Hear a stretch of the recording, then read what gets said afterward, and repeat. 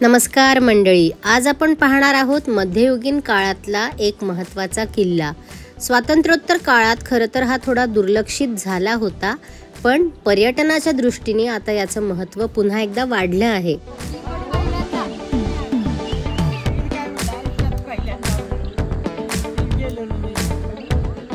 किल्लाच पहिल्यांदा पाहतेय काय तू? त्याच्या आधी किल्ला पाहिला नाही कोणता? बस मधून पाहिला।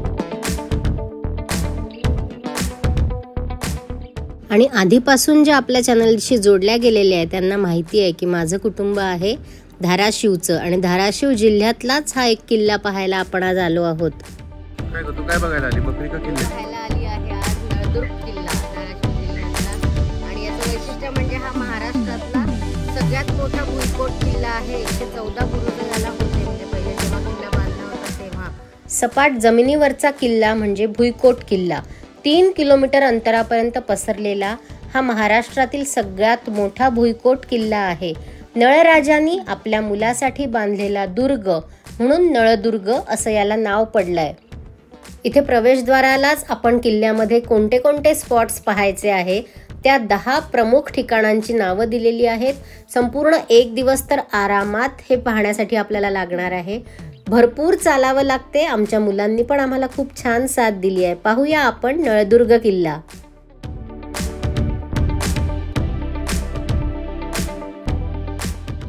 निजामाच्या काळात शाहदुर्ग असं नाव याचं पाडण्याचा प्रयत्न केला गेला, पण त्याच काळातल्या तारीफे फरिश्ता या पुस्तकातच उल्लेख आहे की हा किल्ला नळराजांनी बांधलेला आहे। त्यामुळे नळदुर्ग या नावानीच हा आज सुद्धा थाटामाटात इथे आपल्या सगळ्यांसमोर उभा आहे।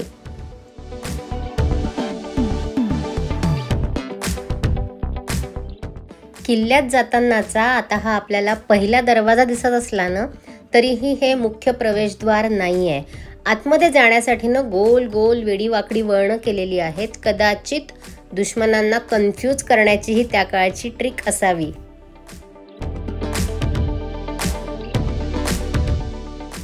आज जेव्हा पेपरला बातमी वाचतो ना की इतके मजली इमारत कोसळली, तेव्हा आश्चर्य वाटते या भरभक्कम बांधकामाचं। दगड माती विटांनी हजारो वर्षांपूर्वी बांधलेली ही वास्तुशिल्प आज किती थाटात उभी आहेत ना। कदाचित आपल्याला ते खुणावत आहेत की बघा आम्ही करून ठेवलेलं काम किती भक्कम आहे। आपल्याला प्रेरणा देतात हे किल्ले। हे सगळं पाहताना जाणवते की आपले पूर्वज खरंच खूप ग्रेट इंजिनियर्स होते।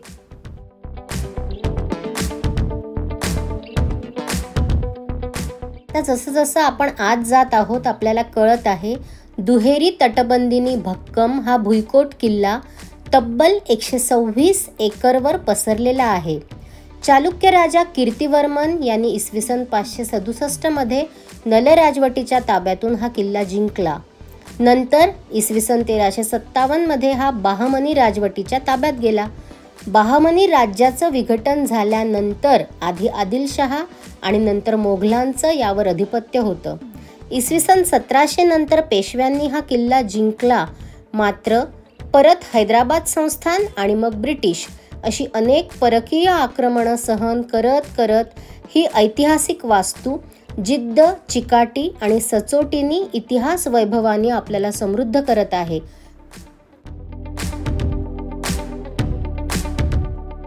हो, आणि किल्ला पाहता पाहता इतिहास ऐकता ऐकता मधूनच आपल्या फोटोग्राफरनी त्यांची एक झलक दिली आहे। त्यांना पण पाहून घ्या आणि ही माहिती हा व्हिडिओ आवडत असेल तर न विसरता एक लाईक नक्की करा।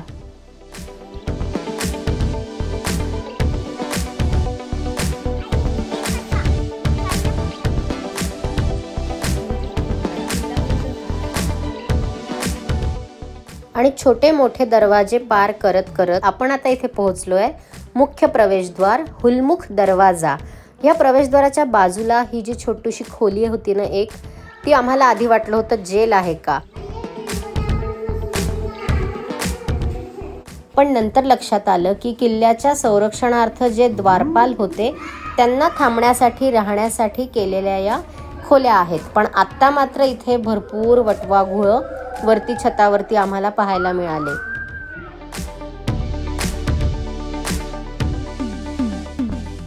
पर्यटकांसाठी बऱ्याच वेगवेगळ्या सूचना इथे दिल्या आहेत। त्यातली एक गमतीशीर सूचना म्हणजे कोणीही एकमेकांशी भांडू नये.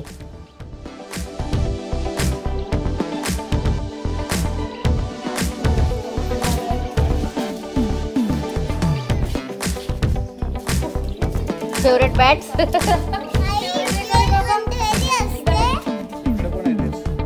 सेम आहे ते. चला जुळे आहेत ते. चला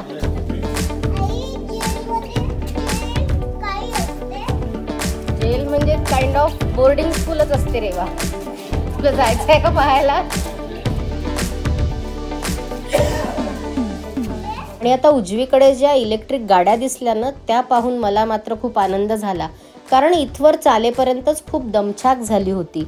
संपूर्ण परिसरामध्ये 130 पेक्षा जास्त छोट्या मोठ्या तोफी होत्या आणि आत्ता सुद्धा त्यातल्या बऱ्याच पाहायला उपलब्ध आहेत. सापडलं फूल.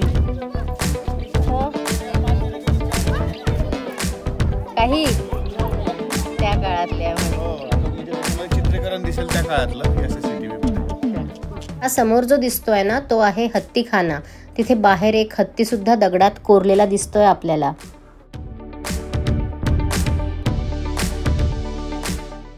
मुख्य प्रवेशद्वार हुलमुख दरवाजातनं आत आल्यानंतर आपल्याला अंबरखाना, रंगमहल या सोबतच वेगवेगळ्या वास्तू दिसत आहेत, ज्यांचे आता केवळ अवशेष इथे उरले आहेत.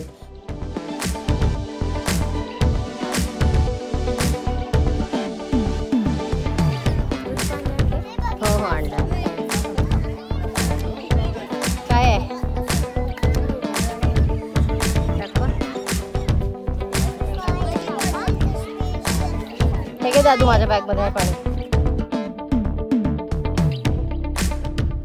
मसालेदार चण्यांची चव आम्ही सगळ्यांनीच घेतली आणि आता या इलेक्ट्रिक गाडीत बसलो. म्हटलं चला आता जरा बसून किल्ला पाहूया.